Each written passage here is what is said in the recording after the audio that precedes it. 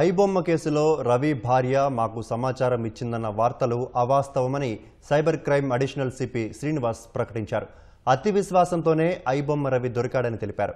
నెల రోజులు నిఘా పెట్టి పట్టుకున్నామని వివరించారు.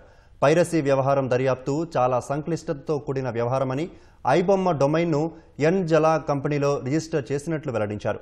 భవిష్యత్తులో వెబ్3 టెక్నాలజీ రాబోతుందని, అదొస్తే పైరసీ చేస్తే పట్టుకోవడం చాలా కష్టమయ్యేదని వెల్లడించారు. మూవీ రూల్స్, తమిళ్ ఎంవి లాంటి పలు వైరసీ వెబ్సైట్లు నడుస్తున్నాయని, అలాంటి ఇతర పైరసీ వెబ్సైట్ల నిర్వాహకులను పట్టుకునే ప్రయత్నం చేస్తున్నామన్నారు.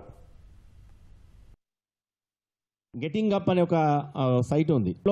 ఈ హోస్టింగ్ సైట్ సంబంధించి మేము మన సైబర్ ఇన్స్పెక్టర్ ఒకసారి మెయిల్ పెట్టడం జరిగింది, ఎవరిది అని చెప్పేసి. మెయిల్కి అతనే ఆన్సర్ ఇచ్చాడు. మీ దగ్గర ఏం ఆధారాలు ఉన్నాయి అని మనకు అడిగాడు. జనరల్గా మీకు ఏం ఆధారాలు ఉన్నాయని అడుగుతున్నానంటే డౌట్ వచ్చింది. అక్కడ నుంచి మళ్ళీ స్టార్ట్ అయింది. మీరు చాలామంది మీరు అన్నారు, ఎవరో వాళ్ళ వైఫ్ టిప్ ఆఫ్ ఇచ్చింది. అబ్సల్యూట్లీ 100 కాదు, మిలియన్ టైమ్స్ ఈస్ రాంగ్. మేము 1 month నుంచి అతను ఇచ్చిన ఛాలెంజ్ని అనాలిసిస్ చేసుకుంటూ పోతే ఒక పర్సన్ మనకు ఫైండ్ అవుట్ అయ్యాడు. అతని నంబర్ ఫైండ్ అవుట్ అయింది. ఆ నంబర్ ఫైండ్ అవుట్ అయిన సిడిఆర్ తెలుసు కదా, మీరు అంతా చేసుకుంటూ పోతే లాస్ట్కు ఇతను ఫైండ్ అవుట్ అయ్యాడు. నేను వాళ్ళ భార్య గురించి మనకైతే మేము విచారణ కానీ ఇట్లా కానీ చేయలేదు.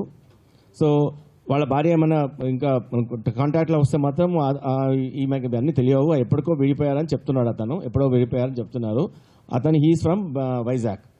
ప్రీవియస్ కేసు అయితే ఇప్పటికి లేవు. ఇక్కడ ఈజీ మనీ టెక్నాలజీ నా దగ్గర ఉంది. జాబ్ చేయడానికి ఇప్పటికి కూడా అతను జాబ్ చేసి కష్టపడి చేద్దామనే ఒక ధోరణిలో లేడు.